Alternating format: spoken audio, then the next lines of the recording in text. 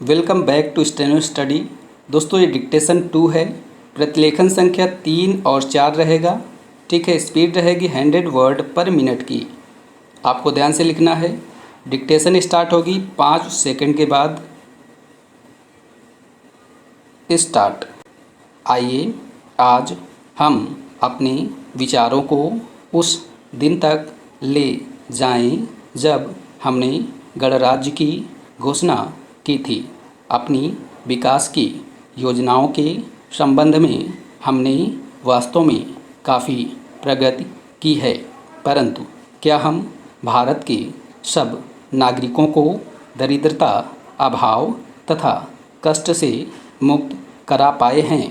प्रकृति की शक्तियों को अपने अधीन करने और जनता के कल्याण के लिए उन्हें नियंत्रण में लाने की दिशा में भी हम आगे बढ़े हैं, किंतु हम यह नहीं भूल सकते कि कुछ महीने ही हुए हमें भारत के उत्तर पूर्वी प्रदेशों में भयानक बाढ़ का सामना करना पड़ा था, जिसके कारण यातायात के साधन छिन्न भिन्न हो गए और वहाँ की जनता को भारी हानि उठानी पड़ी। निसंदेह साक्षरता प्रसार और रोगों के निराकरण के महत्वपूर्ण उपाय भी हमने सोचे हैं। यद्यपि अभी भी देश के बहुत से भागों में निरक्षरता और बीमारी पर्याप्त मात्रा में दिखाई देती है, जन कल्याण की योजना को हम बराबर आगे बढ़ाते रहेंगे। यह हमारा दृढ़ संकल्प है, इसमें संदेह नहीं किया जा सकता। इन योजनाओं के पूरे होने के संबंध में जो प्रयास अब तक किया गया है, उससे भी हमें असंतुष्ट नहीं होना चाहिए। फिर भी जो कुछ अब तक किया जा सका है, यदि वह बहुत चमत्कारी नहीं दिखता, तो उसका कारण यह है कि अभी निर्माण कार्य जारी है और समाप्त नहीं हुआ है। राज्य के निर्माण में समय की आवश्यकता होती है। आज हमारा गणराज्य दिवस है। भारत जैसे प्राचीन राष्ट्र के इतिहास में 5-7 वर्ष की अवधि एक स्वल्पकालीन अवधि है।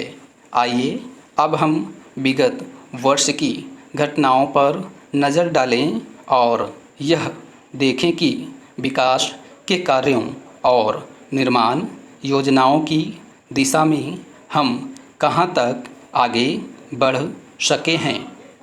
यदि मुझसे यह कहा जाए कि बीते वर्ष की घटनाओं का वर्णन मैं एक वाक्य में करूं, तो मैं कहना चाहूँगा कि संविधान में दिए गए निर्देशों के अनुसार हमने समस्त राष्ट्र के साधनों को ऐसे ढंग से जुटाना आरंभ कर दिया है, जिससे यह स्पष्ट हो जाता है कि भारत में कल्याणकारी राज्य की स्थापना का श्री गणेश हो चुका है।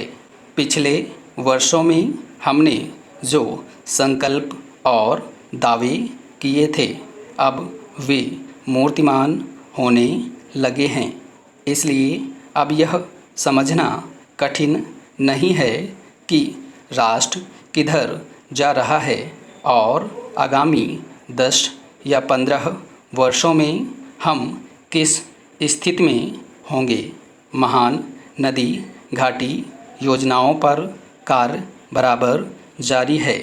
इनमें से एक योजना भाखड़ा नांगल योजना से बहुमूल्य पानी और बिजली पंजाब, पेप्सू तथा राजस्थान के भागों को मिलने भी लग गई है। दामोदर घाटी योजना से कुछ समय हुआ बिजली प्राप्त होने लगी थी और हीराकुंड, चंबल तथा दूसरी महान योजनाओं की भांति यह योजना भी यथेष्ट रूप से आगे बढ़ रही है। भाखड़ा नंगल योजना का प्रथम चरण समाप्त होने से अब यह स्पष्ट है कि इन महान योजनाओं के द्वारा देश में कितने महत्वपूर्ण परिवर्तन हो जाएंगे। महोदय, कोसी नदी जिसे शोक और दुख का सूचक माना जाता है, इस वर्ष फिर अपने प्रकोप से महान हानि का कारण बनी। अब इस नदी पर काबू पाने और इसकी उपद्रवी लीला समाप्त करने के लिए भी योजना तैयार हो गई है। इस योजना की रूपरेखा तैयार हो चुकी है और निर्माण का काम हाथ में लिया जा चुका है। आशा है इस योजना के निर्माण से बड़े पैमाने पर जनसाधारण को सेवाएं उपलब्ध होंगी। जब यह नया परीक्षण सफल होगा तो महान योजनाओं के निर्माण में और भारत की महान जनशक्ति के उपयोग के संबंध में हमारी जानकारी और अनुभव में महत्वपूर्ण वृद्धि होगी। औद्योगिकरण के क्षेत्र में उन्नत उत्पादन में और अधिक वृद्धि और भारत की प्रति व्यक्ति आय में वृद्धि विचाराधीन वर्ष की कुछ महत्वपूर्ण बातें हैं। औद्योगिकरण के साथ ही रोजगार के क्षेत्र को विस्तृत करने के प्रयत्न भी बराबर जारी हैं। कुटीर उद्योगों और घरेलू धंधों को प्रोत्साहन देकर औद्योगिकरण और रोजगार में समुचित संतुलन स्थापित करने का प्रयास किया जा रहा है। यह बात सभी स्वीकार करते हैं कि यदि भारत के जनसाधारण को उदासीनता और हार मानने की भावना से मुक्त करना है तो बढ़ती हुई बेरोजगारी को दूर करने का उपाय करना होगा।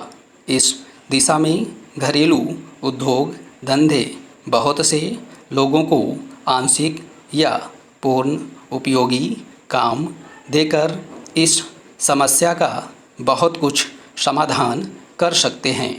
इसीलिए पंचवर्षीय योजनाओं में पुराने घरेलू उद्योगों को पुनर्जीवित करने और चालू कुटीर उद्योगों को प्रोत्साहन देने की व्यवस्था की जा रही है। विदेशी मामलों के क्षेत्र में हमारी सफलता और भी अधिक है। हमारी नीति, जिसे मैं सक्रिय और स्वउद्देश्य तटस्थता की नीति कहना चाहूँगा, वास्तविक व्यवहार में किसी भी देश अथवा यहाँ के लोगों को अपना शत्रु न समझने की नीति है। इस नीति के फलस्वरूप हमें विश्व शांति के पक्ष की कुछ सेवा करने का अवसर मिला है। हम प्रसन्न और आभारी हैं कि संसार के राष्ट्रों में भारत का स्थान इतना ऊंचा है।